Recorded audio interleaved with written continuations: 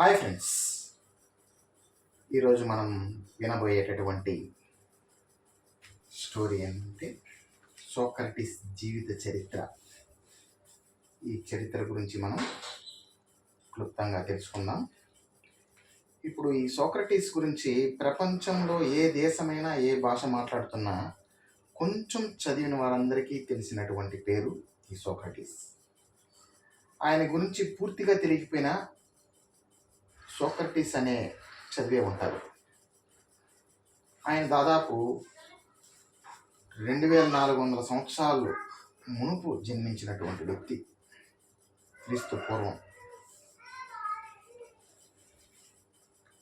ప్రపంచంలో తత్వశాస్త్ర పితామహుడు అనేటటువంటి పేరు గల అతను.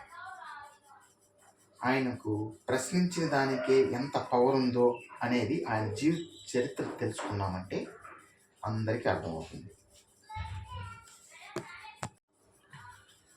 ఆయన ప్రశ్నించినందుకే మరణశిక్ష విధించారు. ఆయన ప్రశ్నించినందుకే పితామహుడయ్యాడు. అది ఏందనేది మీరు చివరి వరకు ఈ వీడియోని వినండి. ఈ టాపిక్ 1లో పెడుతున్నాము, దాని తర్వాత టాపిక్ 2లో కూడా చూడండి. ఈయన గురించి క్లుప్తంగా తెలియపరుస్తాను. నాకు తెలిసినంత వరకు, నేను చదివినంత వరకు, కొన్ని బుక్స్ ఆధారంగా విన్నటువంటి ఆధారంగా మీకు ఈయన గురించి తెలిసినంత వరకు మీకు క్లుప్తంగా చెప్తున్నాను. ఈ సోక్రటీస్ ఇతను ఏథెన్స్ నగరంలో జన్మించినటువంటి వ్యక్తి. ఈయన పుస్తకాలు రాయడం కానీ, గ్రంథాలు రచించడం కానీ, సమావేశాల్లో చెప్పడం కానీ, సభలు నిర్వహించడం కానీ జరగలేదు. సోక్రటీస్ జీవితం అని చెప్పేదానికన్నా సోక్రటీస్ వేదాంతం అని చెప్పవచ్చు. ఈయన దాదాపు 71 సంవత్సరాలు జీవించాడు. కానీ ఆయన మరణశిక్షను కూడా సంతోషంగా స్వీకరించినటువంటి ధైర్యశాలి, ధీరశాలి. ఆయన గురించి క్లుప్తంగా వినండి, మీకు మరిన్ని విషయాలు తెలుస్తాయి.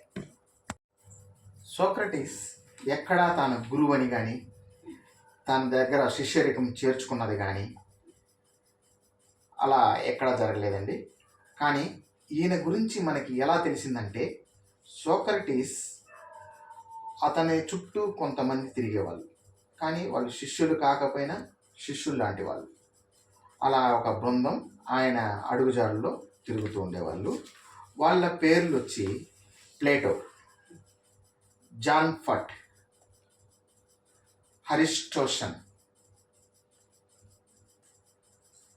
అరిస్టోఫెన్స్, ఇలాగా చాలామంది ఉన్నారు.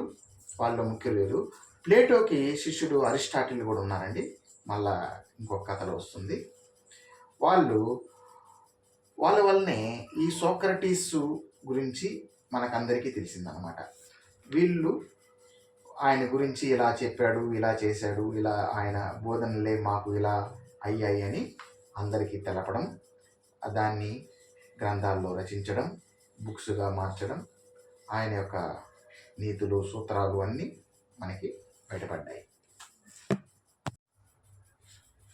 కానీ ఈ సోక్రటీస్ అతను తన ఊరు ఏథెన్స్ నగరం తప్ప బయట ఇంకెక్కడా వెళ్ళినవాడు కాదు. చాలామంది ఇతర ప్రాంతాలకు వెళ్ళి వాళ్ళ గురించి బోధించడం, తెలుసుకోవడం, వేరే దేశాలకు వెళ్ళి ఇవి చేయడం, అలాగా తిరిగి అన్ని నగరాలు తిరుగుతూ ఉంటారు. కానీ ఇతను తన ఊర్లోనే ఉంటూ తాను మేధావి అనే దానికి ఇతను ఒక్కడే ప్రథముడండి. అది ఎలానో చూద్దాం. ఇతను యుక్త వయసులో కూడా యుద్ధంలో సేవకుడుగా కొన్ని సంవత్సరాలు పోరాట పటిమ చూపించాడు. చాలా చురుగ్గా పాల్గొనేవాడంట యుద్ధంలో కూడా. ఏథెన్స్ నగరంలోనే పుట్టాడు, ఏథెన్స్ నగరంలోనే పెరిగాడు. ఆయన ప్రశ్నించేదే ఆయనటువంటి తత్వం. ఆ ప్రశ్నించినందుకే ఆయనకి మరణశిక్ష విధించారు.